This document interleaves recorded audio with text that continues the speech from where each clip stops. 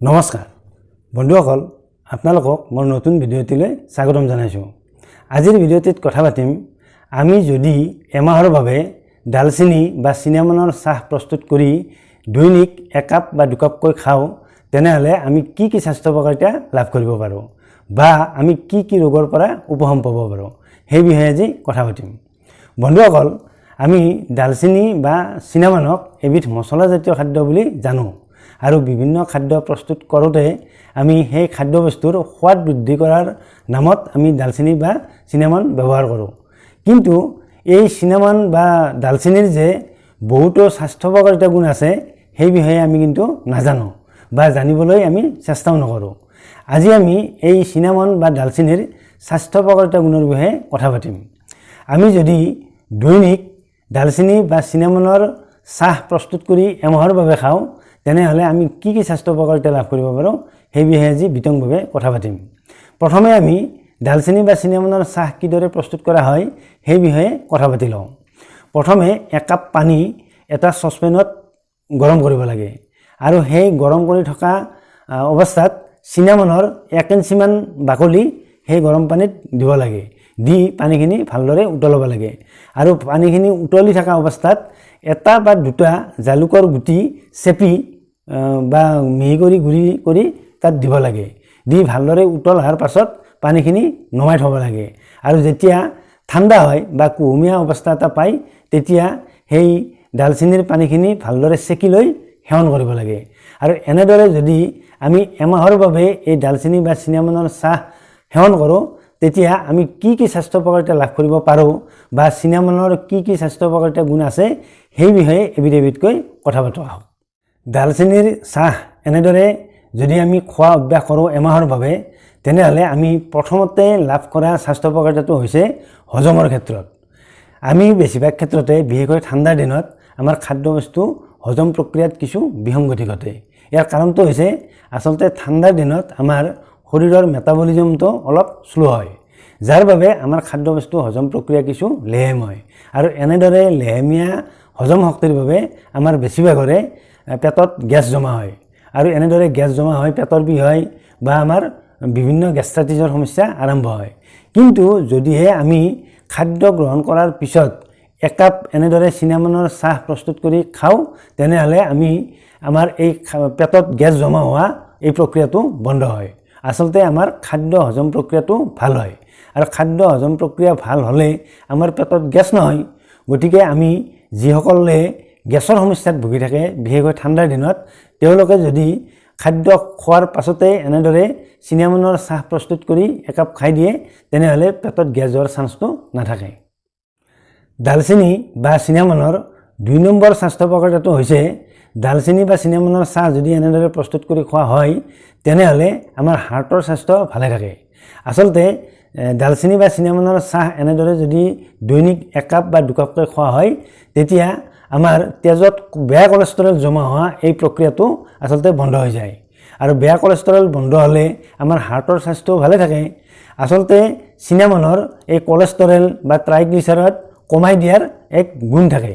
সেইবাবে যিসকল লোকৰ এনেদৰে কলেষ্ট্ৰলৰ সমস্যা আছে, তেওঁলোকে যদি দিনত ৰাতিপুৱাই হওক বা খাদ্য গ্ৰহণ কৰাৰ পাছতে হওক 1 কাপকৈ এমাহৰ বাবে এই ডালচেনি বা চিনামনৰ চাহ খোৱা অভ্যাস কৰে, তেনেহ'লে তেওঁলোকৰ তেজত এনেদৰে বেয়া কলেষ্ট্ৰল বা ট্ৰাইগ্লিচাৰাইড জমা হোৱা প্ৰক্ৰিয়াটো বন্ধ হয়, যাৰ বাবে হাৰ্টৰ স্বাস্থ্য ভালে থাকে আৰু উচ্চ ৰক্তচাপজনিত বিভিন্ন ৰোগৰো আচলতে নিয়ন্ত্ৰণ হৈ থাকে।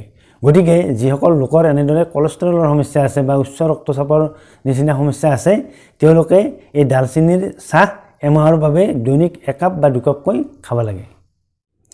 ডালচেনিৰ চাহৰ 3 নম্বৰ স্বাস্থ্য উপকাৰিতাটো হৈছে কাহ, কফ বা যিসকলৰ চৰ্দি অনবৰতে হৈ থাকে, তেওঁলোকে এনেকুৱা সমস্যাত ভুগি থাকিলে এই ডালচেনিৰ চাহ প্ৰস্তুত কৰি খাব লাগে। আৰু এনেদৰে ডালচেনিৰ চাহ প্ৰস্তুত কৰি খালে মানুহৰ ইমিউনিটিৰ ক্ষমতাটো বৃদ্ধি পায়। গতিকে এনেদৰে যেতিয়া কাহ, কফ জমা হ'লেও এনেদৰে যদি ডালচেনিৰ চাহ খোৱা হয়, তেনেহ'লে বুকুত কফ জমা এই প্ৰক্ৰিয়াটো ভাল হৈ যায় আৰু ইমিউনিটি ছিষ্টেমটো ষ্ট্ৰং হৈ যায়। গতিকে মানুহৰ সঘনাই চৰ্দি হোৱা বা কাহ কফ হৈ থকা এই সমস্যাবোৰ অতি সহজে দূৰ হৈ যায়। ডালচেনিৰ 4 নম্বৰ স্বাস্থ্য উপকাৰিতাটো হৈছে ডায়েবেটিছ কণ্ট্ৰল কৰাৰ এক গুণ আছে।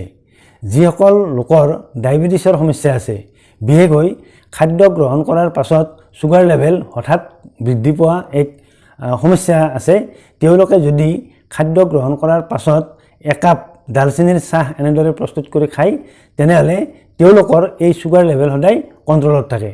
অৰ্থাৎ যিসকল লোকৰ খাদ্য গ্ৰহণ কৰাৰ পাছত ছুগাৰ লেভেল হঠাৎ বৃদ্ধি পায়, তেওঁলোকে এনেদৰে এমাহৰ বাবে দৈনিক একাপ বা দুকাপকৈ যদি ডালচেনিৰ চাহ প্ৰস্তুত কৰি খায়, তেনেহ'লে তেওঁলোকৰ এনেদৰে ছুগাৰ লেভেল কণ্ট্ৰলত থাকে।